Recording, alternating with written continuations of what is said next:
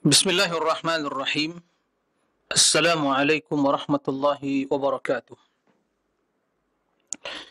Alhamdulillahi rabbil alamin. Wassalatu wassalamu ala ashrafil anbiya'i wal mursalin. Nabiyyina Muhammadin wa ala alihi wa sahbihi ajma'in. Wa man tabi'ahum bi ihsanin ila yaumiddin. Amma ba'du. Ikhwatal iman, kaum muslimin dan muslimat, para pemirsa dan juga para pendengar, di mana saja antum berada, semoga senantiasa dalam lindungan Allah Subhanahu wa taala, mendapatkan kemudahan, pertolongan serta kemudahan di dalam menjalani ubudiyah kepada Allah Subhanahu wa taala. Allahumma amin. Ikhwatal iman, para pemirsa rahimakumullah, kita memuji dan memuja Allah Subhanahu wa taala atas segala limpahan nikmat dan karunia yang tidak terhitung banyaknya, atas limpahan rahmat yang begitu luas, sehingga sampai detik ini kita masih diberi kesempatan untuk berubudiyah, untuk menjalani hidup ini, mempersiapkan bekal yang terbaik, yaitu taqwa, untuk menghadapi negeri akhirat yang semua kita pasti akan melewati kematian, alam barzakh, kemudian alam akhirat. Alhamdulillah ala ni'matil iman wal islam, walhamdulillah ala ni'mati as-sunnah, alhamdulillah ala ni'mati tauhidi. Kemudian salawat dan salam untuk Nabi yang mulia, Nabi Muhammad sallallahu alaihi wasallam. Allahumma salli ala Muhammadin wa ala ali Muhammad. Ikhwatal iman, para pemirsa rahimakumullah, kita akan melanjutkan pembahasan tentang akidah ahli sunnati wal jamaah, para pengikut salafus saleh, para orang yang setia berjalan di atas akidah Rasulullah sallallahu alaihi wasallam, akidahnya para sahabat Nabi, kemudian tabi'in, atba'ut tabi'in, serta imam-imam ahli sunnah dari kalangan 4 madhab, ahlul hadis, para fuqaha yang setia berjalan di atas manhaj salafus saleh di dalam berakidah secara khusus dan di dalam memahami dan mengamalkan agama Islam ini secara umum. Kan tapi sebelumnya di sini perlu diingatkan kembali bagaimana sikap kita di dalam menjalani hidup ini. Hendaknya kita senantiasa mengikuti tuntunan Allah dan Rasulnya, mengikuti apa yang telah dijelaskan di dalam agama kita yang mulia ini. Karena agama datang untuk menjelaskan jalan hidup yang benar, menggembleng kita semua untuk meraih ridha Allah, dan di waktu yang sama memperingatkan kita dari jalan-jalan kebatilan, jalan-jalan kemungkaran yang akan bisa menjerumuskan kepada kekufuran atau kemaksiatan yang akan mengundang murka Allah Subhanahu wa taala. Maka dalam hal ini kita dilarang untuk mengikuti tradisi dan budaya orang-orang kafirin, non-muslim, perayaan hari raya mereka, dan ikut serta dalam menyebarkan simbol-simbol atau memakai simbol-simbol mereka. Begitu juga dalam hal ini merayakan apa yang dinamakan dengan pergantian tahun baru. Itu semua bukanlah dari ajaran Islam. Semua hal itu tidak ada tuntunannya, tiada lain kecuali hanya tradisi dan budaya orang-orang kafirin, kaum Yahudi dan Nasara, yang juga terbukti secara historinya penanggalan tersebut ya juga tidak benar bila ditinjau dari sisi ilmiah dan penelitian ilmiah. Kemudian, terlebih dari itu semua, apa yang dilakukan di dalam pergantian tahun tersebut, jam 000 berpindah dari 21 menjadi 22, berbagai kemungkaran, kefasikan, dosa, yang semua hal itu tidak diragukan lagi suatu perayaan yang menyelisihi agama Islam.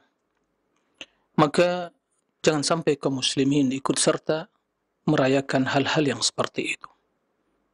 Ya, jangankan ya mengikuti atau ikut serta dalam merayakan apa yang dinamakan dengan pergantian tahun baru Masehi. Ya, dengan berbagai kemungkaran, bahkan mungkin juga ya kekufuran di dalamnya, keyakinan-keyakinan yang kufur, kemungkaran-kemungkaran, maksiat dan dosa. Ya, jangankan merayakan hal itu, merayakan tahun baru Hijriyah saja tidak ada syariatnya. Nah, tahun Hijriyah, kaum muslimin memiliki penanggalan dengan tahun Hijriyah, dan tidak ada syariatnya sama sekali merayakan hal itu. Buktinya, Umar radhiyallahu anhu yang mulai menentukan penanggalan tersebut dari hijrahnya Nabi sallallahu alaihi wasallam sepanjang kepemimpinan beliau, khilafah beliau, tidak pernah melakukan hal itu. Begitu juga zaman kekhalifahan Utsman bin Affan, Ali bin Abi Thalib. Begitu juga di dinasti Amawiyah, kemudian Abbasiyah. Tidak ada mereka yang memperingati ya tahun ya pertukaran tahun baru Hijriyah. Ini berkaitan dengan kaum muslimin, hijrahnya Nabi sallallahu alaihi wasallam. Ya, pertukaran tahun demi tahun yang ditandai dengan terbit dan tenggelamnya bulan Al-Qamariyah. Tidak disyariatkan. Ya. Jika memperingati yang tidak syariatkan, apalagi memperingati penanggalan non-muslim. Dan juga dalamnya dilakukan berbagai kemungkaran dan berbagai keyakinan-keyakinan yang bertentangan dengan Islam. Dan Rasul kita Muhammad sallallahu alaihi wasallam telah menjelaskan, melarang kita menyerupai non-muslim. Karena kita dimuliakan dengan Islam, dimuliakan dengan agama yang mulia ini. Ya, maka hendaklah kita berpegang teguh dengan agama Islam, mengikuti apa yang diperintahkan oleh Allah dan Rasulnya, meninggalkan apa yang dilarang oleh Allah dan Rasulnya, tidak menyerupai tradisi dan budaya, pola hidup, konsep hidup, cara berpakaian, ya perilaku, akhlak orang-orang kafirin. Ya, karena Rasul mengatakan man tasyabbah biqaumin wa minhum. Siapa yang menyerupai suatu kaum maka dia termasuk golongan kaum tersebut. Dan kita sebagaimana yang pernah disampaikan sebelumnya, di dalam salat kita berlindung dari jalan orang-orang yang dimurkai oleh Allah Subhanahu wa taala dan jalan orang-orang yang sesat. Siapa mereka? Tidak lain kecuali al-Yahud dan Nasara. Begitu yang dijelaskan Nabi sallallahu alaihi wasallam. Kita memohon kepada Allah hidayah untuk mengikuti jalan orang-orang yang mendapatkan nikmat. Para anbiya, para syuhada, para salihin, as-siddiqin, was-syuhada, was-salihin.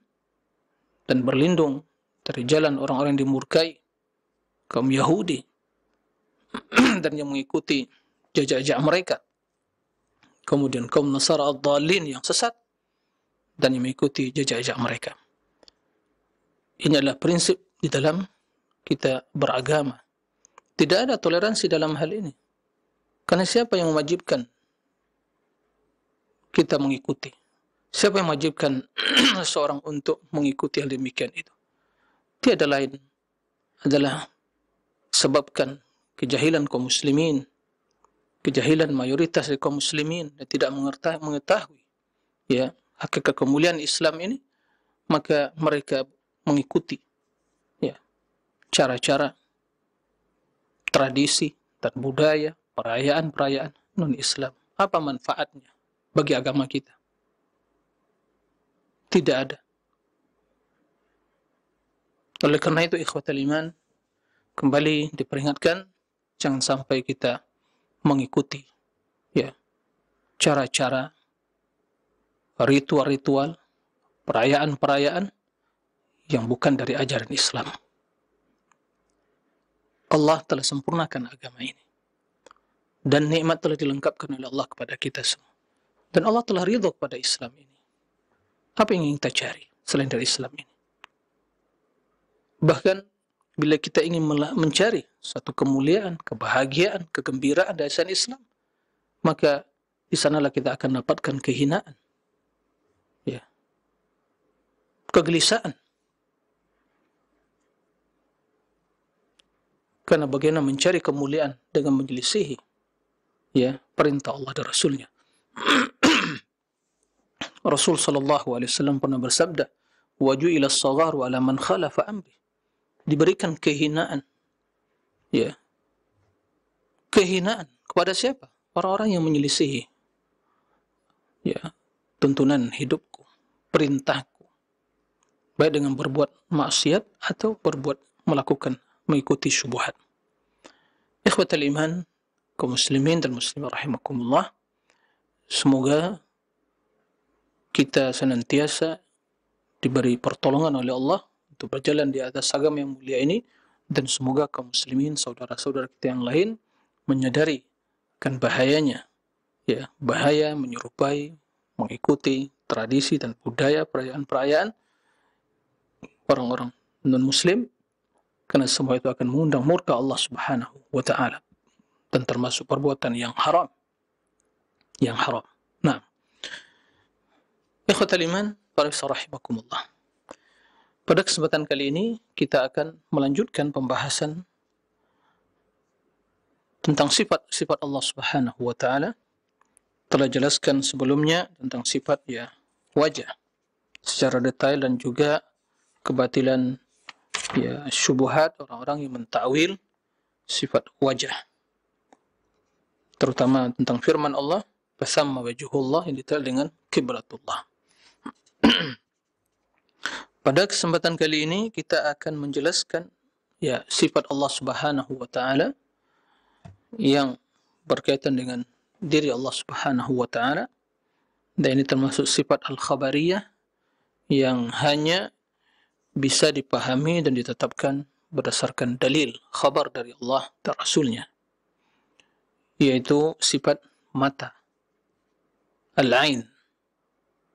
Allah Subhanahu wa Ta'ala memiliki mata, dan mata Allah Subhanahu wa Ta'ala itu dua, ainani. Allah memiliki dua mata. Mata yang sesuai dengan kebesaran, keagungan, kemuliaan, kesempurnaan yang dimiliki oleh Allah Subhanahu wa Ta'ala. Tentunya bertentangan dengan mata yang dimiliki oleh makhluknya. Tidak sama dan tidak serupa. Karena Allah Subhanahu wa Ta'ala menjelaskan dalam Al-Quran, "Laisa kamitslihi syai' wa huwa as-sami'u al-basir." Tiada satupun yang menyerupai Allah, dan Allah as-sami', maha mendengar, dan al-basir, maha melihat. Sebelum kita melanjutkan atau menyebutkan dalil dalam Al-Quran dan dalam hadis yang menetapkan sifat mata bagi Allah Subhanahu wa Ta'ala, perlu kembali diingatkan dan akan selalu disampaikan dan diingatkan prinsip yang diyakini oleh ahli sunnati wal jamaah, para pengikut salafus salih, yang tentunya menyelisihi metode dan cara berakidah ahlul kalam, di mana bahwa prinsip yang telah kita sampaikan, yang jangan sampai kita ragu meyakini kebenarannya, karena hal itu merupakan kesepakatan ahli sunnati wal jamaah, dari Rasul, sahabat, tabi'in, atba'ut tabi'in sampai detik ini, bahwa seluruh yang tertera di dalam Al-Quran dan di dalam hadis-hadis yang sahih tentang sifat-sifat Allah Subhanahu wa taala, itu semuanya adalah kebenaran yang wajib diimani dan diyakini sebagaimana tertera di dalam ayat dan hadis-hadis tersebut. Sebagaimana zahirnya secara tekstual. Jadi apa yang terdapat dalam Al-Quran, di dalam hadis, dari sifat-sifat Allah yang mengabarkan tentang diri Allah, tentang sifatnya, begitu juga dalam hadis-hadis yang sahih, itu wajib kita imani. Ya. Sesuai atau sebagaimana yang tertera secara teksnya, secara zahirnya. Ya. Dan tidak boleh ditakwil. Pentakwilan tersebut hanya muncul di ahlul kalam. Adapun ulama salaf, akidah yang diajarkan Rasul sallallahu alaihi wasallam pada para sahabat Muhajirin wal Ansar, ya. Kemudian kaum Muhajirin wal Ansar mengajarkan akidah tersebut kepada tabi'in, walladzina ittaba'uhum bi ihsan, yang mengikuti mereka dengan baik. Kemudian para tabi'in mengajarkan hal itu kepada atba'ut tabi'in, terus secara turun-temurun, ya. Mata rantai yang tidak terputus secara bersanad diajarkan oleh generasi sebelumnya kepada generasi yang selanjutnya, terus turun menurun, diwarisi, ya, dari kurun demi kurun, mewariskan ilmu tersebut kepada generasi setelahnya sampai detik ini. Saat ini kita bisa membaca, memahami dan mendapatkan penjelasan tersebut dalam Al-Quran, dalam hadis, dan kitab-kitab tentang akidah ahli sunnah yang ditulis oleh para ulama ahli sunnah. Nah, jadi jika Allah Subhanahu wa taala dan Rasulnya tidak menjelaskan di dalam, Allah tidak menjelaskan, jika Allah tidak menjelaskan dalam Al-Quran dan Rasul sallallahu alaihi wasallam tidak menjelaskan dalam hadis yang sahih, tidak seorang pun dari kita yang berani mengatakan hal itu. Maksudnya mengatakan, menetapkan sifat, ya, tentang Allah Subhanahu wa taala. Karena perkara yang gaib tidak bisa direkayasa dengan akal, tidak bisa dianalogikan, tidak bisa dikiaskan, ya. Karena sebagaimana kita tidak mengetahui hakikat dan tidak pernah melihat zat Allah Subhanahu wa taala, maka begitu juga tidak akan pernah kita mengetahui, mustahil kita akan bisa mengetahui hakikat dari sifat tersebut, karena sifat tersebut ada pada zat Allah Subhanahu wa taala. Maka yang kita lakukan, yang kita imani adalah, ya, meyakini sesuai dengan apa yang terdapat dalam Al-Quran dan hadis, kemudian kita pasrah, kita imani maknanya, kita serahkan hakikatnya, dan tidak menanyakan bagaimana hakikatnya. Inilah akidah ahli sunnah. Inilah yang disepakati oleh ahli sunnah di dalam permasalahan sifat-sifat Allah Subhanahu wa taala. Dan ini sebagaimana yang diungkapkan oleh Imam Malik rahimahullah tatkala ditanya tentang sifat istiwa, dan ini menjadi prinsip dasar, ya, dalam memahami seluruh sifat, bahwa kata Imam Malik, istiwa ma'lum, wal kayfu majhul, wal imanu bihi wajib, was su'alu anhu bid'ah. Mengimani atau makna istiwa maklum, diketahui karena bahasa Arab, juga bahasa Al-Quran. Kaifiyahnya tidak diketahui, hakikatnya. Mengimaninya suatu perkara yang wajib, sebagaimana diimani Rasul, para sahabat, dan kaum mukminin.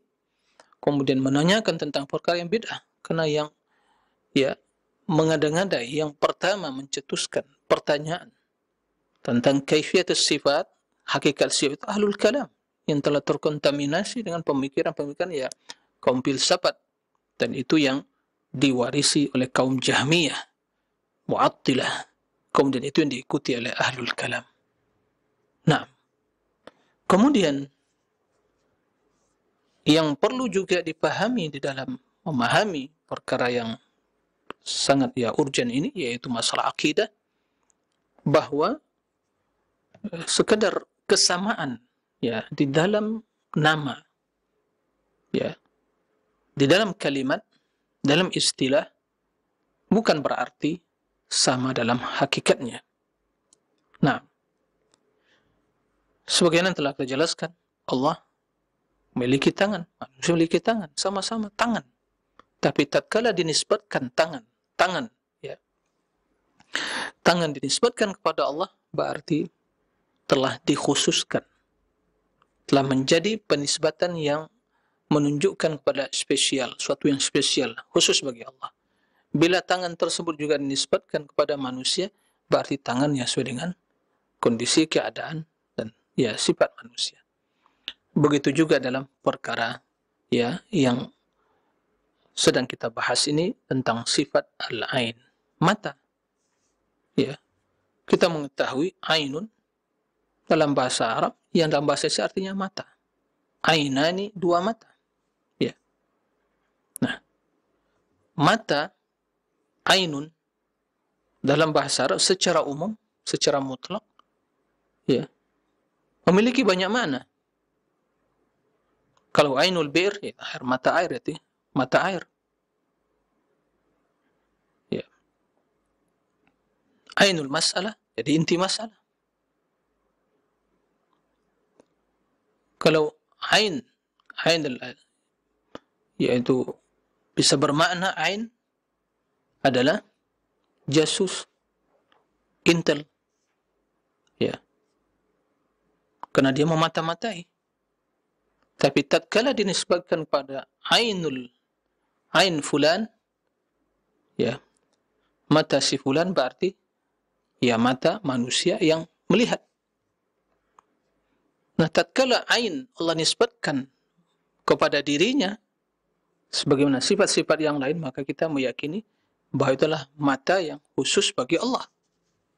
Kendati secara makna sebelum dinisbatkan sama, tapi bila dinisbatkan maka terjadilah di sini at-takhsis, pengkhususan, sehingga maknanya spesial, khusus bagi Allah, ainullah.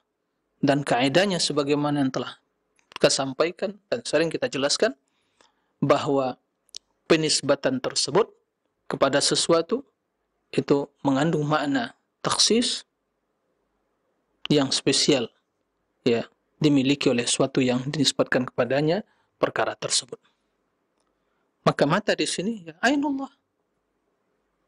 Nah, maka bila kita memahami kaidah ini, yaitu bahwa penisbatan suatu kepada hal yang lain akan menunjukkan pada at-takhsis, pengkhususan, maka kita akan memahami, kita akan paham dan akan benar pemahaman kita bahwa mata Allah.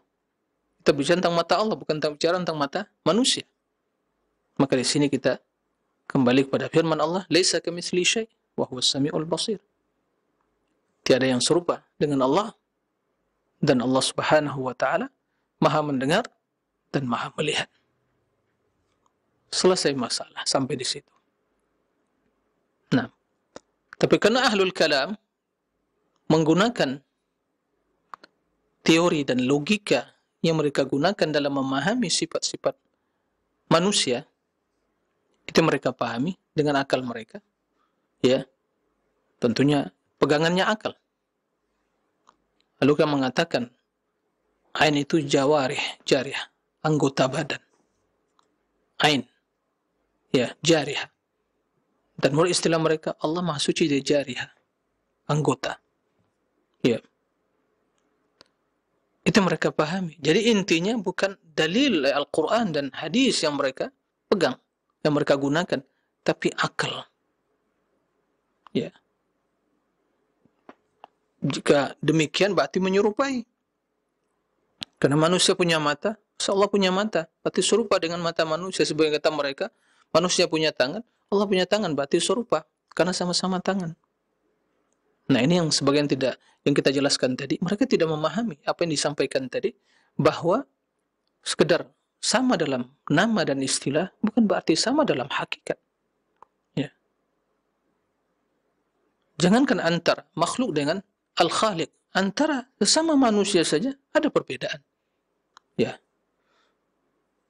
Mata manusia, mata kucing, dan hewan-hewan yang lain. Mata semut, ada matanya. Ya. Enggak sama. Mata air, juga mata. Nah, tidak sama. Ainul bi'r, ainul ma'. Nah, ini harus terpahami. Oleh karena itu, ahli sunnati wal jamaah tidak ada masalah dalam hal ini.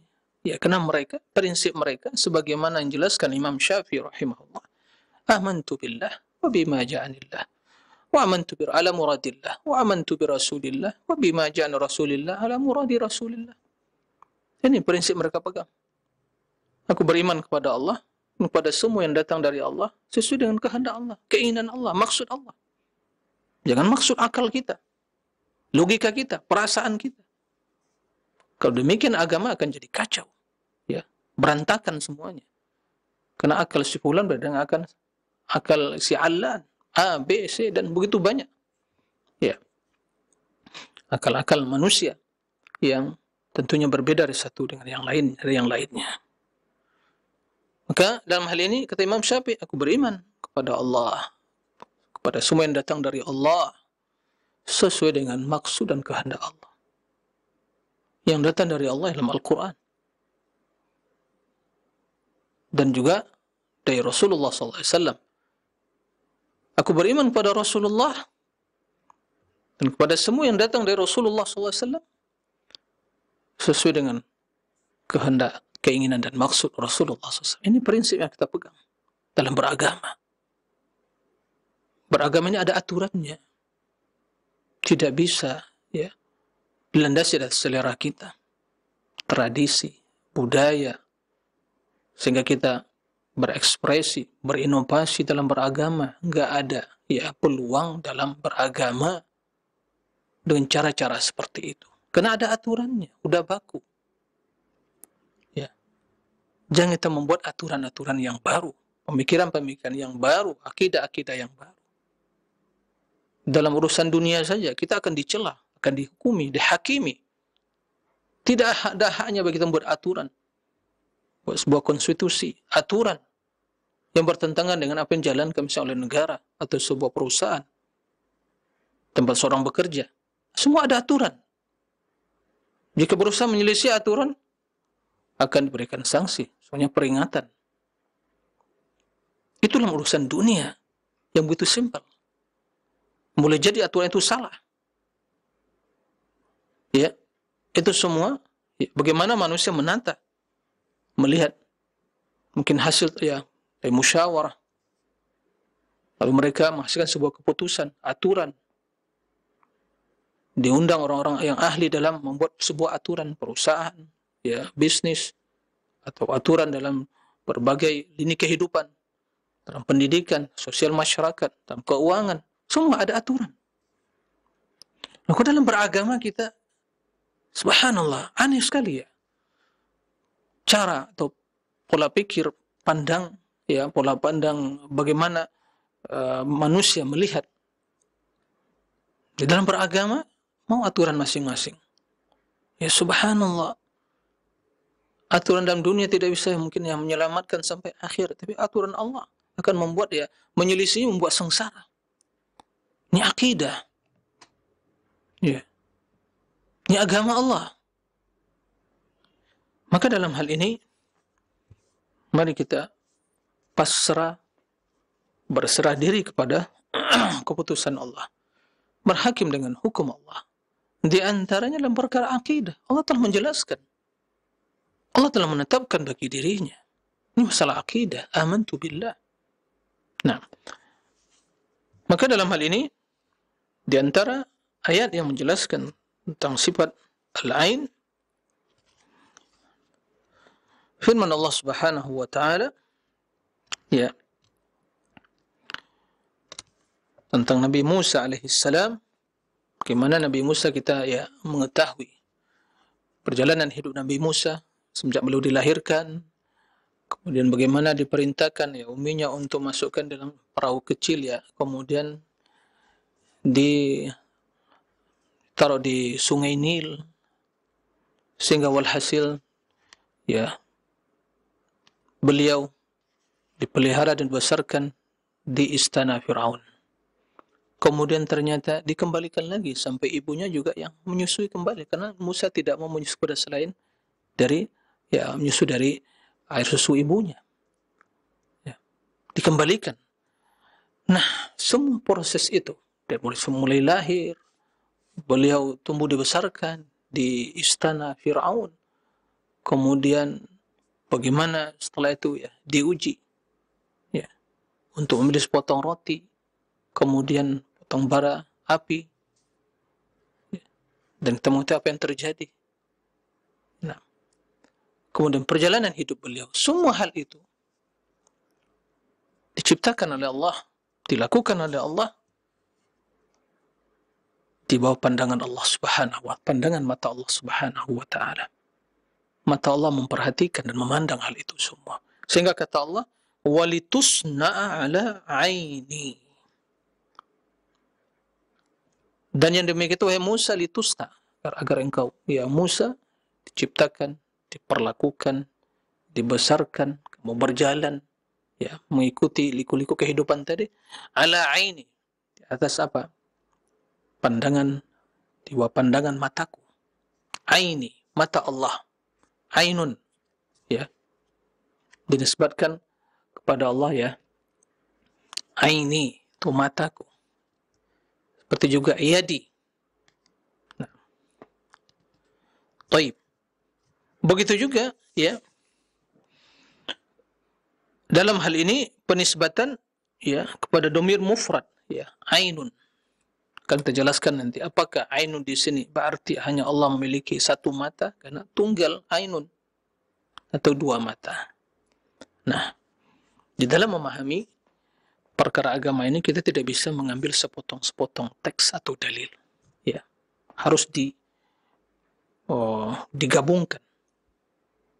Nah, bila kita mengambil sepotong dalil atau sebagian teks saja dan meninggalkan teks-teks atau dalil-dalil yang lain, ini akan jadi rancu pemahamannya. Nah, ini prinsip dalam beragama. Jadi dikumpulkan dalil-dalilnya, baru setelah itu dibaca secara ya komprehensif, secara menyeluruh. Maka akan muncul pemahaman yang benar. Karena sungguhnya tidak ada pertentangan antara dalil yang sahih, antara Al-Quran dengan hadis-hadis Nabi Sallallahu Alaihi Wasallam, atau antara Al-Quran dengan dalil-dalil ayat-ayat yang lainnya. Nah, kemudian kita mendapatkan juga penisbatan atau penyebutan ain dengan sirah, dengan bentuk ya al-jam'u, jamak, yang dinisbatkan kepada dhamir jama', ya, kata ganti yang menunjukkan majmu', yaitu banyak. Seperti ya dalam proses berlayarnya sampan Nabi Nuh, kita mengetahui bagaimana Allah Subhanahu wa ta'ala menyelamatkan Nabi Nuh dan menghancurkan kaum Nabi Nuh yang kufur. Ya, beliau berdakwah selama 950.000 tahun. Tiada yang beriman kecuali segelintir. Bahkan anaknya juga tidak beriman. Maka Allah binasakan mereka dengan topan Nabi Nuh. Ya. Maka sebelumnya Allah perintahkan Nabi Nuh membuat apa? Sampan, safinah, wasna'il fulka bi'ayunina. Hai Nuh, buatlah sampan, perahu, bi'ayunina, dengan pandangan mata kami. Kemudian setelah datang hari yang ditentukan oleh Allah, jadi banjir, tufan, tidak ada tempat untuk menyelamatkan diri. Gunung-gunung yang tinggi tenggelam semuanya. Ya, tiada yang selamat kecuali yang masuk ke dalam sampan Nabi Nuh alaihi salam. Berlayarlah sampan tersebut. Dalam perlayaran tersebut, siapa yang memantau? Siapa yang memperhatikan? Allah Rabbul Izzati wal Jalal yang menyelamatkan. Diperhatikan Allah dan diperhatikan dengan mata Allah Subhanahu wa taala. Maka Allah mengatakan tajri bi a'yunina. Sampai Nabi Nuh tersebut tajri, berlayar di laut. Ya. Bi a'yunina, dengan mata kami. Apa maksudnya? Bi a'yunina, dengan mata-mata kami. Domir nahnu menunjukkan kepada nahnu, kami. Yang tadi aini, ana, yaitu mufrad. Tayyib. Kemungkinan yang tidak memahami bahasa Arab memahami bi'ayunina, dengan mata kami. Berarti sampai Nabi Nuh masuk ke mata Allah, begitu? Lah, ini membuat orang Arab tertawa kalau seperti itu memahaminya. Mustahil. Ya. Mustahil sampai Nabi Nuh masuk ke mata Allah. Ya, bukan begitu memahaminya. Saya memahami seperti itu, ya berarti dia harus belajar lagi tentang bahasa Arab. Ya. Nah, karena redaksi ayat tersebut dan dari kisah tentang ayat tentang bagaimana Nabi Nuh alaihissalam diselamatkan oleh Allah. Beliau berlayar dia dalam perahu atau sampan yang dibuatnya bersama makhluk-makhluk yang lain yang diperintahkan oleh Allah untuk diselamatkan. Ya, itu berlayar. Ya, menghadapi ombak pada gelombang, kaljibal. Ombak ya, begitu gelombang begitu besar, bahkan gunung, bagaikan gunung, kan begitu. Nggak ada yang selamat kecuali yang masuk dalam sampan tersebut. Nah, dalam kondisi seperti itu, Allah yang memperhatikan, Allah yang menjaga. Maka oleh karena itu, dalam penafsiran Muhammad salaf sebutkan bimar'an wa hifdzin min, dengan pandangan kami dan penjagaan kami. Nah, Allah memiliki mata dan memperhatikan dan memandang, melihat hal itu terjadi. Allah jaga, Allah selamatkan, ya, sampai ya berlabuh kembali safinah sampai Nabi Nuh tersebut di tempat ya Bukit Al-Judi yang disebutkan oleh Allah Subhanahu wa taala, wastawat 'alal judi. Selamat. Nah, perlu diperhatikan di sini bahwa dalam ayat yang pertama tadi itu penisbatan ain mufrad, kalimat tunggal kepada domir. Karena ana di sini domir bukan pada mufrad, itu tunggal. Maka penisbatan di sini menggunakan kalimat tunggal juga, ainun. Ya. Aini. Nah, apakah hal ini berarti atau memberikan makna bahwa Allah itu hanya memiliki satu mata saja? Tidak. Bukan itu maksudnya. Karena dalam bahasa Arab kalau kita perhatikan, ya, terkadang untuk mengungkapkan sesuatu yang banyak tadi hanya menggunakan mufrad. Ya. Menggunakan mufrad. Padahal maksudnya makna yang banyak. Sebagai contoh, nikmat Allah sungguh tidak terhitung banyaknya. Akan tetapi di dalam Al-Quran disebutkan nikmat itu dengan ya bentuk tunggal, mufrad. Ya, kata Allah Subhanahu wa taala, "Wa in ta'uddu ni'matallah la tuhsuha." Jika kalian ingin menghitung nikmat Allah, maka niscaya kalian tidak akan bisa menghitungnya. Jadi pertanyaan, nikmat di sini jama' atau mufrad? Kalimat tunggal atau majmu'? Mufrad, ni'mah. Jamaknya ni'amun. Nah,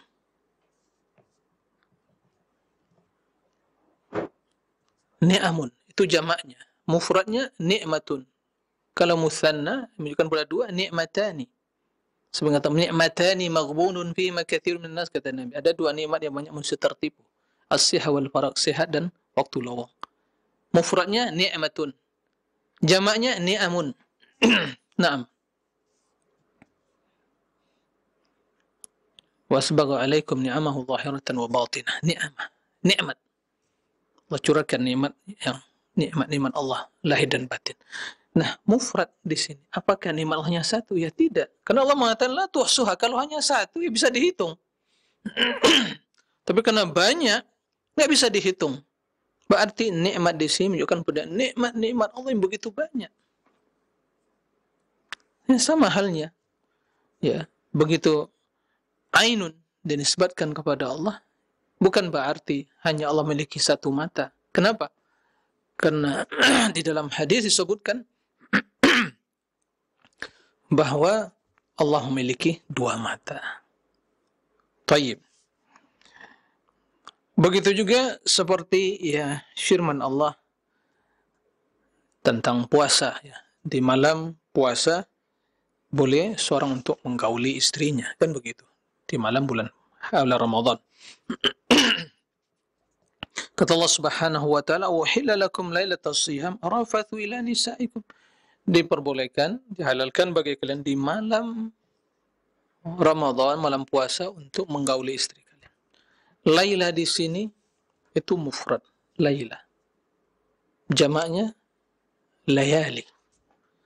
Apakah Ramadan itu hanya satu malam, malam Ramadan satu malam saja? Tidak.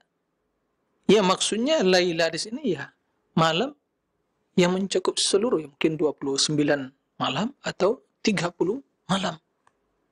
Nah, kendati redaksinya mufrad. Ini redaksi Al-Quran. Ya, kita paham seperti itu. Sehingga tidak ada kerancuan di dalam memahami tafsir tersebut. Jadi seringkali terjadi, begitu membaca Al-Quran, langsung dia memahami sesuai dengan pemahaman dia yang sangat singkat dan dangkal sekali. Dia tidak memahami kaidah-kaidah dalam memahami tafsir tadi. Apa yang terjadi? Ya kerancuan di dalam menafsirkan ayat. Nah, ini harus perhatikan. Kemudian di dalam ya seperti penisbatan kalimat jamak kepada domir jamak, maka ini juga merupakan redaksi Al-Quranul Karim. Dalam istilah lil musyakalah, agar sama antara yang disebutkan dengan yang disebutkan kepadanya. Ya. Karena jika menggunakan jamak, kemudian domir penisbatannya menggunakan mufrad, itu di dalam redaksi Arabnya kurang fasih, kurang. Kendati secara makna benar saja, tapi secara susunan ya dalam bahasa Arabnya itu kurang sempurna, ya kurang sempurna redaksinya. Maka jika digunakan a'yun, ya a'yun itu jamak ainun, a'yun. Bila disebutkan tajri bi a'yuni, itu kurang tepat. Karena a'yun jamak, maka yang cocok, yang paling tepat penisbatan kepada dhamir jamak juga bi a'yunina nahnu. Bima amilat aidina, sebagaimana kita jelaskan dalam masalah tangan, ya. Seperti itu. Maka sama halnya di sini, maka penisbatan tatkala a'yun digunakan dengan dhamir jamak, maka digunakan di sini penisbatan kepada dhamir jamak juga, tajri bi a'yunina. Jadi berlayar kapal tersebut, sampan tersebut bi a'yun dengan pandangan mata kami. Ya. Fa'auhayna ilaihi anisna'il fulk bi'ayunina. Kami wahyukan kepada Nuh agar beliau ya membuat sampan tersebut bi'ayunina, dengan pandangan mata kami. Jadi Allah memiliki mata, dan tatkala Nabi Nuh membuat sampan tersebut, itu diperhatikan dan dipantau oleh Allah. Dengan matanya, dilihat oleh Allah di mar'an. Nah, dan Allah mengetahui tatkala kaum Nabi Nuh ya melihat Nabi Nuh membuat sampah, dia tertawain. Ada apa kamu Nabi Nuh? Ya, di padang Sahara membuat sampan. Nah, kata beliau, ya jika kalian mau olok kami pada hari ini, kalian nanti juga akan menjadi bahan perolokan. Olok-olokan. Nah, taib. Jadi ini seperti juga biyadikal khair. Biyadikal khair. Biyad mufrad. Maka disebutkan pada dhamir mufrad, biyadikal khair. Di tanganmu seluruh kebaikan. Wa biyadihil mulk, di tangan Allah semua kekuasaan. Nah, tapi bila dinisbatkan dengan redaksi jamak, maka yang digunakan dhamir di sini juga dhamir yang menunjukkan kepada makna jamak. Seperti firman Allah, ya, mimma amilat aidina, dari Ya, apa-apa yang kami ciptakan dengan tangan kami. Amilat aidina. Aidina, yadun, yadani, aidi. Ya, jamak. Maka yang cocok di sini, yang lebih pas di sini adalah penisbatan kepada dhamir jamak juga. Ya, mimma amilat aidina. Jadi, begitu ya dipahami oleh para ulama Islam, ahli sunnati wal jamaah di dalam tentang ayat-ayat yang menyebutkan tentang mata Allah, baik secara mufrad dinisbatkan kepada dhamir mufrad, atau ya dengan redaksi jamak dinisbatkan kepada dhamirul jamak. Semua hal itu menunjukkan bahwa Allah Subhanahu wa ta'ala memiliki mata. Timbul pertanyaan, berapa mata Allah? Maka jawabannya tanpa ada keraguan, jawab tanpa ada keraguan sedikit pun, Allah memiliki dua mata. Nah, ini akidah Ahlussunnah wal Jamaah. Apa dalilnya? Ya, sebagai kita jelaskan tadi, hadis menafsirkan apa yang terdapat di dalam Al-Quran. Maka di dalam Sahih Bukhari, Sahih Muslim, dan kitab-kitab hadis yang lain disebutkan oleh Nabi SAW. Begitu juga penafsiran ulama salaf. Ya, menetapkan mata bagi Allah Subhanahu wa ta'ala. Ya, ainun hakiki, mata yang hakiki, bukan majazi sebagian ahlul kalam. Nah, apa dalilnya dalam kisah Dajjal? Dajjal fitnah yang paling besar yang akan melanda umat manusia di akhir zaman, dan itu pertanda, ya, salah satu di antara tanda-tanda kiamat besar. Nah, khurujud Dajjal, Al-Masih Ad-Dajjal yamsah al-ar, akan melewati, masuk semua ya pelosok negeri di dunia ini kecuali Makkah dan Madinah, karena ada malaikat sana yang menjaga di gerbang-gerbang kota Madinah, tidak bisa melewati, tidak bisa masuk Madinah dan Makkah. Adapun seluruh negeri yang ada di permukaan akan dilewati oleh yamsah alal ard, ya, dilewati oleh Dajjal, fitnah, dan Allah memberikan kepadanya berbagai keajaiban, ya, bisa menghidupkan, ya, punya nar, punya ya surga dan neraka, surga nerakanya, dan neraka dan surga dia. Begitu. Perintahkan langit turun hujan. Fitnah yang dahsyat. Tapi orang-orang beriman kan istiqomah, dia yakin. Di antara yang menambah keyakinannya, dia mengetahui bahwa Dajjal itu kendati dengan izin Allah diberikan kemampuan melakukan hal-hal yang luar biasa, itu fitnah bagi manusia, tapi dia yakin dia bukan Tuhan. Ya.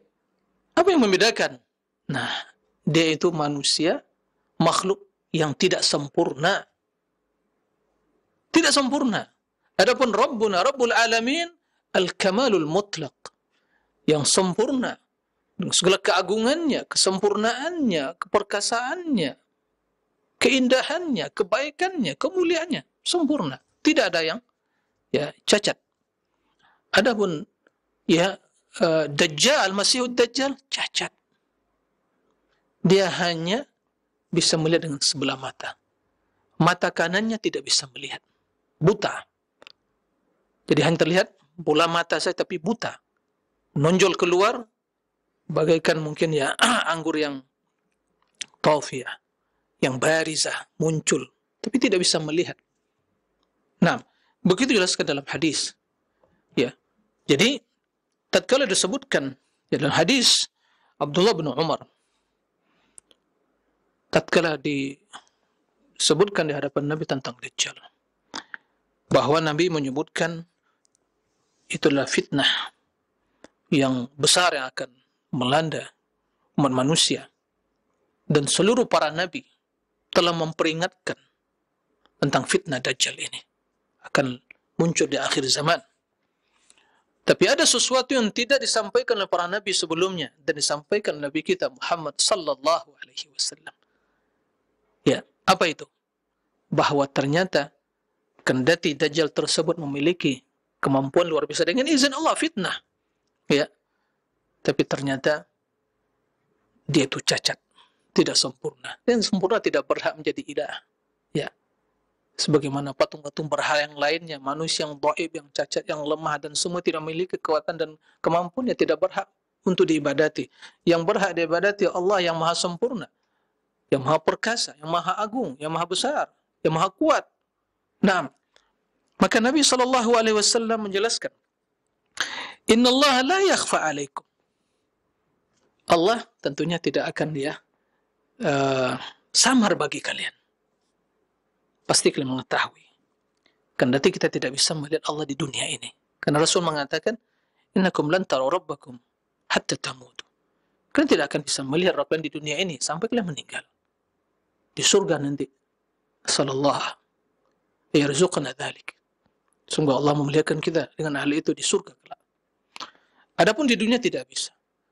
Karena tidak demikian, Allah tidak akan samar bagi kalian. Kalian mengetahui. Ya, apa kata Nabi SAW? Rasulullah menyebutkan sifat. Di antara sifat Allah tersebut, Innallaha laysa bi'a'war. Wa asyara biyadihi ila ainaihi. Kedua matanya. Wa anna al-masih ad-dajjal a'war al-ain al-yumna ka'annaha anabatun thafiyah. Jadi Allah tidak akan samar bagi kalian. Kalian akan mengetahui. Kemudian disebutkan bahwa Allah itu laisa bi'a'war. A'war itu yang seorang memiliki dua mata tapi hanya melihat mata yang satu buta dan hanya melihat dengan satu mata saja. Artinya matanya yang bisa melihat hanya satu. Yang satu lagi buta. Tidak bisa melihat. Hanya terlihat bola mata yang menonjol keluar tapi tidak bisa melihat. Buta, tidak bisa melihat. Nah, ada orang yang buta, tapi tertutup matanya. Enggak, Dajjal ini menonjol keluar. Tapi tidak bisa melihat. Ka'anha anabatun thawbiyah, seperti inap yang kering, yang masih anggur. Buah anggur yang sudah mulai mengering sedikit. Ya. Menonjol keluar. Sebelah apa? Di sebelah kanan. Ainul yumna. Berarti dia melihat dengan mata kiri saja. Kemudian terlihat di jidatnya kafara. Begitu. Nah, kemudian Nabi SAW wa asyara biyadihi ila ainaihi. Kemudian Rasulullah memberikan isyarat menunjuk pada dua mata beliau. Apa maksudnya? Disebutkan lagi, sesungguhnya al-Masih ad-Dajjal a'war ainul yumna. Ya. Bahwa Masih Dajjal itu mata kanannya itu buta, ya, dan tidak bisa melihat, seperti anggur yang menonjol keluar gitu, tapi yang tampak, yang barizah. Atau dia punya mata tapi tidak bisa melihat, dhahaba nuruha. Ya, begitu. Kemudian Rasul sallallahu alaihi wasallam Bismillah.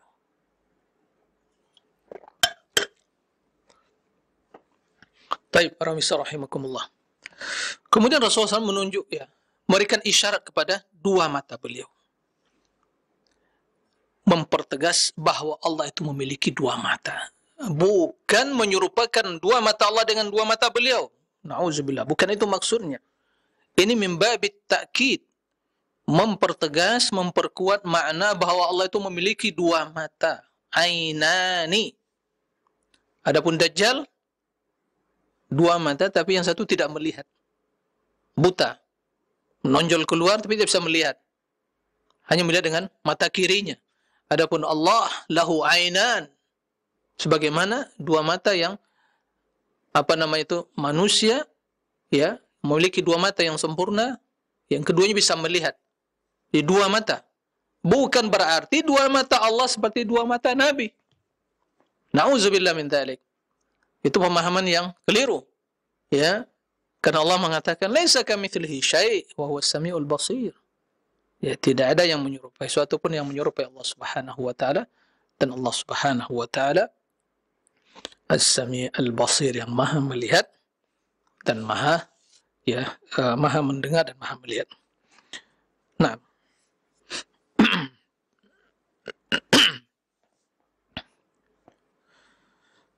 Nah, jadi itu yang berkaitan dengan hadis penetapan ya mata bagi Allah, dan hadis tersebut hadis sahih diriwayatkan oleh Imam Bukhari dan Muslim, dan juga ya hadis-hadis yang lainnya oleh para ulama hadis yang lainnya.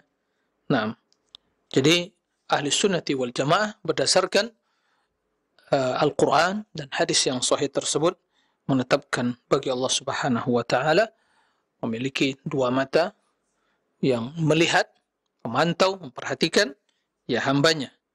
Maka ini pula yang ditetapkan oleh para ulama salaf, ya, seperti Ibnu Abbas, ya, tatkala membaca firman Allah Subhanahu wa Ta'ala, wasna'il fulka bi'ayunina, wahai Nuh, buatlah sampan itu, kapal itu, bi'ayunina, dengan mata kami, yaitu dengan pandangan mata kami. Maka Ibnu Abbas mengatakan bi'ainillah, dengan mata Allah. Artinya apa? Allah memerintahkan Nabi Nuh membuat sampan tersebut, kemudian mata Allah memperhatikan, melihat, memantau, yang tentunya konsekuensinya adalah penjagaan, pemeliharaan. Naam, itulah penafsirannya. Dan ini bukan ta'wil, karena kita menetapkan mata bagi Allah, dan mata tersebut memantau, melihat. Ya, sebagaimana juga proses kelahiran Nabi Musa, kemudian proses beliau dialirkan di sungai Nil, kemudian diambil oleh istrinya Firaun, kemudian dibawa ke istana, dibesarkan di sana. Kemudian apa yang terjadi? Nah, semua itu tidak terlepas dari pandangan mata Allah yang memantau, yang memperhatikan, yang melihat. Makanya dikatakan walitusna ala aini, dan kau diciptakan, dilahirkan, dibesarkan dengan proses ya perjalanan fase kehidupanmu, yaitu bi'ayunina, dengan pandangan mata kami. Nah, begitu juga Ibnu Abbas tatkala membaca firman al-tajri bi'ayunina, sampan Nabi Nuh tersebut berlayar, ya, maka bi'ayunina, dengan pandangan mata kami. Ibnu Abbas, sebagaimana juga Rasul tatkala menyebutkan Dajjal, ya, menunjuk kepada, memberikan isyarat kepada dua matanya. Ibnu Abbas ini juga mengatakan asyara biyadihi ila ainaihi. Ibnu Abbas tatkala membaca firman Allah yang dalam surah Al-Qamar tersebut ayat 14, maka beliau juga memberikan isyarat pada kedua matanya. Artinya beliau menetapkan bahwa Allah itu memiliki dua mata, bukan menetapkan bahwa mata Allah seperti dua mata beliau. Nauzubillah, kan itu. Sebagaimana Rasul sallallahu alaihi wasallam tatkala menyebutkan tentang Masihud Dajjal, menyebutkan bahwa Allah memiliki dua mata, kemudian Rasul menunjuk, memberikan isyarat kepada kedua matanya, mempertegas makna bahwa keberadaan dua mata Allah itu adalah hakiki, bukan majazi. Nah, demikian. Wallahu alam. Mudah-mudahan bisa dipahami. Nah,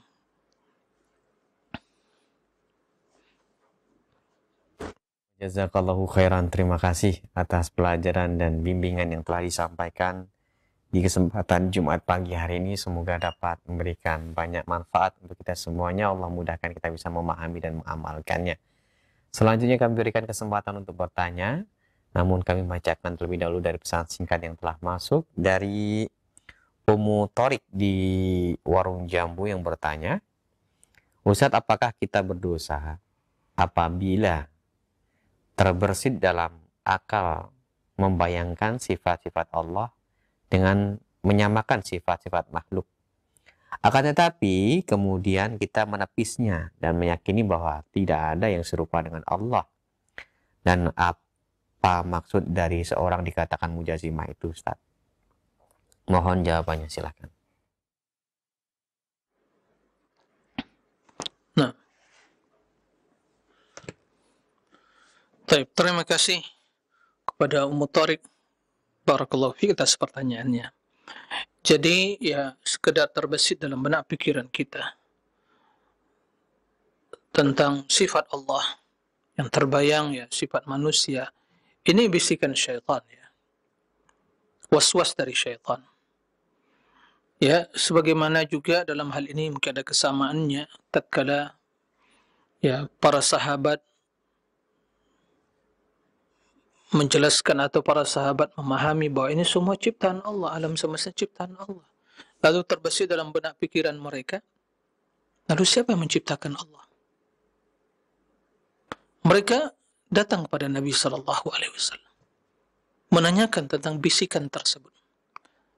Apakah itu suatu kekufuran? Ya. Maka Nabi sallallahu alaihi wasallam menjawab, "Dzaka sharihul iman." Itu sebagai pertanda bahwa ada kejelasan, ya, keteguhan iman di dalam hati kalian. Karena syaitan berusaha menyelewengkan akidah dan keimanan itu. Nah, maka dia membisikkan, ya, bisikan-bisikan kekufuran tadi. Nah, sekedar hanya bisikan tadi tidak sampai pada kekufuran. Sama halnya dengan hal seperti ini. Ya.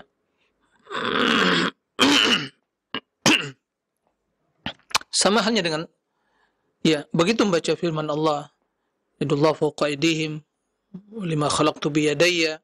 Nah, kemudian terbesit dalam benak pikiran seorang yang menyerupai tangan makhluk, tangan manusia, jelas satu kebatilan. Itu bisikan iblis dan syaitan.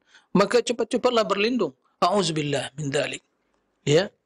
Dan baca firman Allah, "Laisa kamitslihi syai' was samiul basir." Ya. Berlindung. A'udzubillahi minasyaitonir rajim. Ya. Fa imma yanzaghannaka minasyaitonir nazghun fasta'idz billah. Innahu as-samiul alim.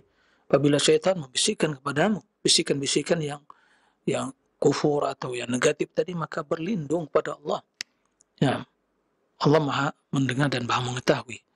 Maka sebatas masalah itu, ya, tidak sampai diyakini, maka itu tidak ada tidak kufur. Tapi bila diyakini bahwa Allah menyerupai makhluk, ini kekufuran. Ini sepakat ahli sunnah. Makanya kata Imam Abu Hanifah, "Man syabbaha Allah bi makhluqi fa huwa kafir."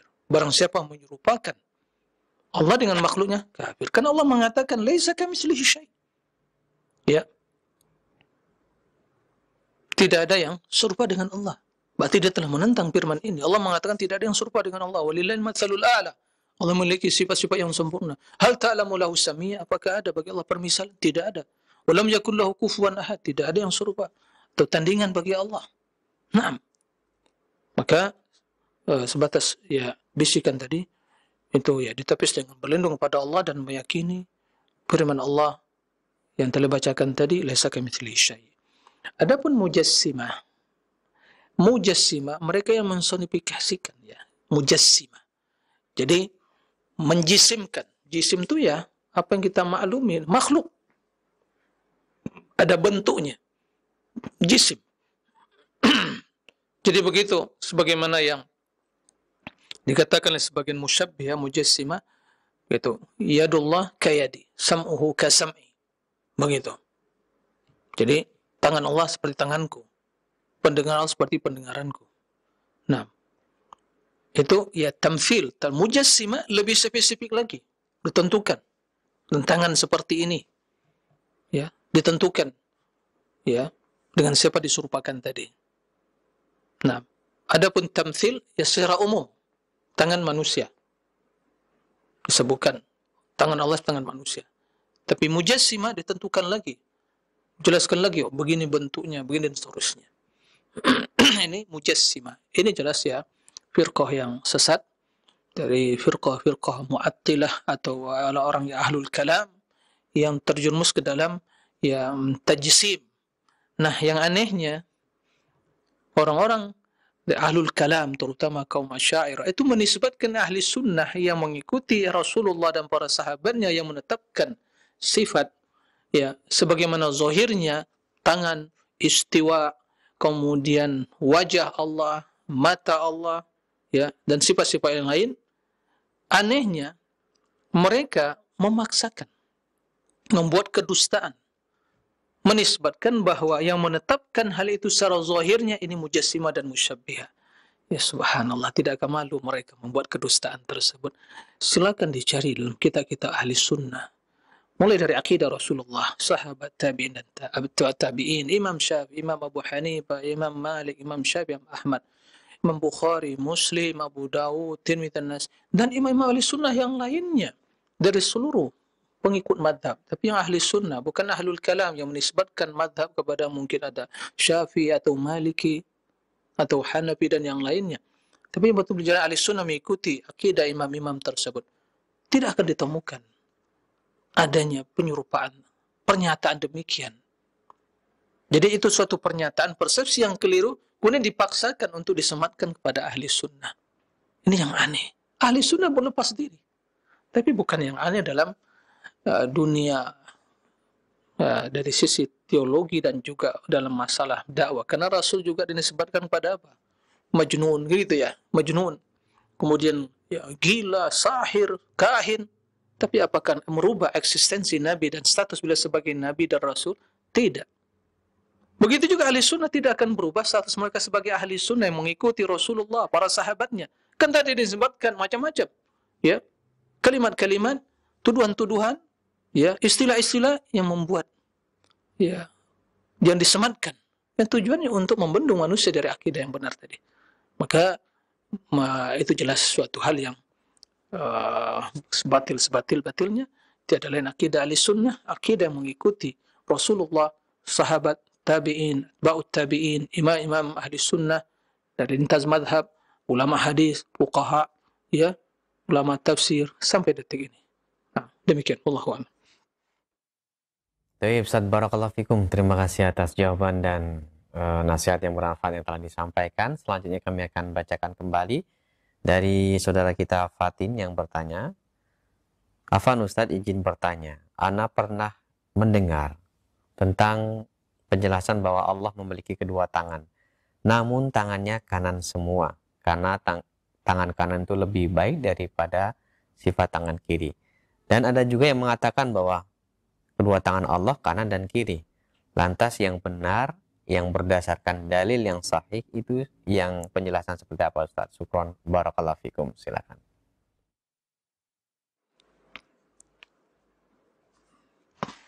Baik. Terima kasih kepada saudara Fatan ya, barakallahu fiik atas pertanyaannya. Hal ini telah kita jelaskan ya sebelumnya dalam masalah pembahasan tentang sifat tangan secara gamblang dan jelas sekali. Tapi tidak ada masalah, ya kembali kita sampaikan.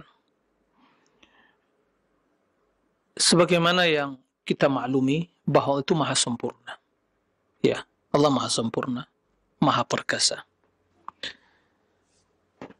Oleh karena itu, sifat Allah begitu juga. Ya, maha sempurna. Sehingga dalam penyebutan penamaan sifat-sifat tersebut, Rasul sallallahu alaihi wasallam ya menggunakan redaksi yang hanya mengandung makna kesempurnaan. Secara spesifik masalah tangan, ya, tangan yang kita mengerti Allah memiliki dua tangan. Lima khalaqtu biyadayya, sebagaimana kita jelaskan. Nah, tatkala tangan ini secara bahasa kita ketahui makna tangan. Tangan, ya. Dan kita memahami tangan manusia ada kanan, ada kiri. Dan manusia memahami bahwa tangan kanan itu lebih mulia tangan kiri. Dan secara kekuatan, secara umumnya seperti itu. Berarti sebagian mungkin tangan kiri kan terbiasa lebih kuat, kan begitu, terbiasa. Kena faktor terbiasa. Tapi secara umum, tangan kanan lebih kuat dan digunakan untuk hal-hal yang baik. Tangan kiri biasanya digunakan untuk hal-hal yang kurang baiklah. Begitu. Ya, kendati kalau ya sering kerjasama kan begitu, kiri dan kanan. Nah, tatkala Rasulullah SAW menyebutkan sifat Allah Subhanahu wa taala dan sifat Allah Maha sempurna dan tangan dipahami maknanya. Nah, untuk mengantisipasi munculnya pemahaman-pemahaman yang seperti itu, maka Rasul sallallahu alaihi wasallam memberikan pada kita istilah atau bahasa yang sempurna. Bahkan juga kita mendapatkan di dalam redaksi Al-Qur'an. Lihat. Redaksi Al-Qur'an. Allah tidak menyebutkan yasar. Ya. Tapi disebutkan ukhra. Tangan yang kedua. tangan yang lain. Seperti firman Allah dalam surah Az-Zumar. Naam. Was-samawati matwiyatun biyaminih. Ya. Wal ardu jami'an qabdatuhu yaumal qiyamah. Was-samawati matwiyatun biyaminih. Lihat. Al-ardu qabdatuhu yaumal qiyamah. Al-ard, bumi ini seluruhnya pada hari kiamat hanya dalam satu genggaman tangan Allah. Qabdatuhu. Karena yang menggenggam itu apa? Ya tangan. Nah. Was-samawati matwiyatun biyaminih. Dan semua langit akan digulung dengan tangan apa? Yamini, kanan Allah. Berarti ada kanan. Maka dalam hal ini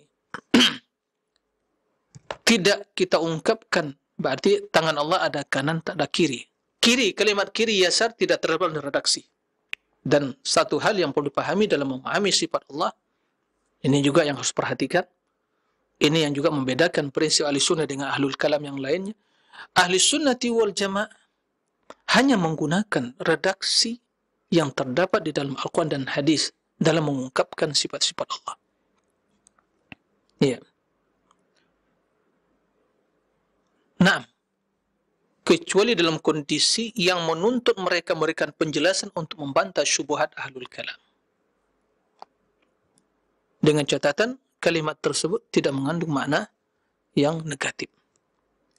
Tapi mereka bukan ya seperti ahlul kalam yang berluas-luas dalam hal ini. Sehingga buat istilah-istilah yang baru dalam sifat Allah. Jisim lah, kemudian jiha lah, kemudian macam-macam. La fil dakhil wa la fil kharij, macam-macam istilah. Tidak di dalam, tidak di luar. Nah, tapi ahli sunnahnya menggunakan fauq, al-ulu, istiwa, seperti itu. Yad. Maka dalam hal ini, yang sahih kita katakan seperti sabda Nabi SAW, wakilta yadai rabbi yaminu. Kedua tangan Rabbku, yamin. Yamin, secara makna ya kanan. Tapi yamin juga dalam arti al-yumnu, itu berkah. Al-yum, begitu jelaskan para ulama. Maka dari situ kita memahami, karena kedua tangan Allah dari sisi kemuliaan, kesempurnaan, keagungan, keperkasaan, ya.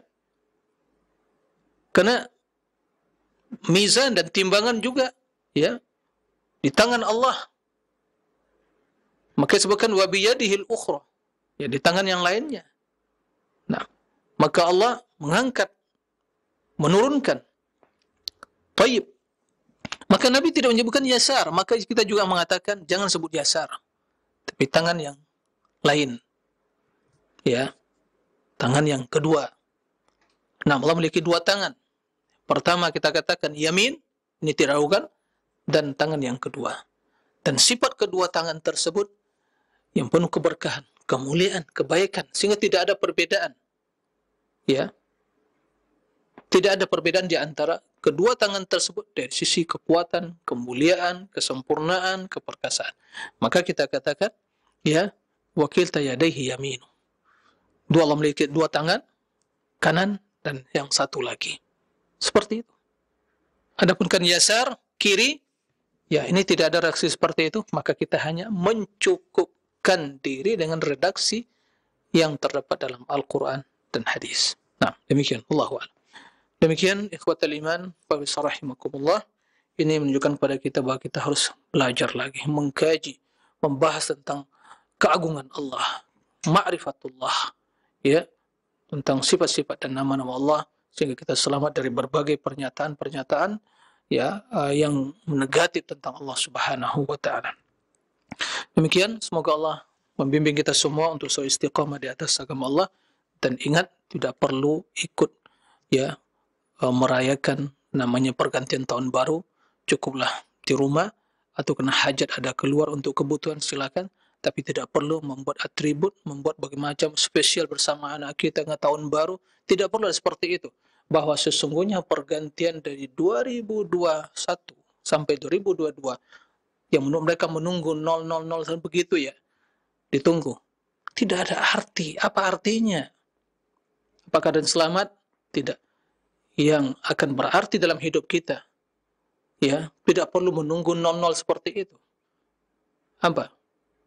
Isilah hari-hari dalam hidup dengan ketaatan. Itulah sesungguhnya hari raya masing-masing kita. Sesungguhnya kalau kita ingin berhari, setiap hari kita bisa. Kenapa? Karena sesungguhnya bila hari yang kita lewati dalam hidup dengan penuh ketaatan kepada Allah, bertaubat kepada Allah, itulah Idul Al-Insan. Itu hari yang terbaik. Isi dengan ketaatan, jangan bermaksiat, bertaubat, beristighfar. Nah, tidak perlu ada peringatan yang seperti itu. Hanya akan mengundang murka Allah, akan menjauhkan kita dari kemuliaan yang dijanjikan oleh Allah. Nah, pendangkalan terhadap akidah. Maka waspadalah kaum muslimin, jangan sampai kita mengikuti langkah-langkah syaitan dan langkah-langkah non-muslim. Ya, kedemikian itu akan berbahaya bagi akidah kita, kemuliaan kita, dan juga agama kita. Nah, demikian wallahu alam wa sallallahu wasallam nabiyina Muhammad wa alihi wa sahbihi wasallim walhamdulillahirabbil alamin subhanakallah wa bihamdik asyhadu an la ilaha illa anta astaghfiruka wa atubu ilaih. Wassalamu alaikum warahmatullahi wabarakatuh.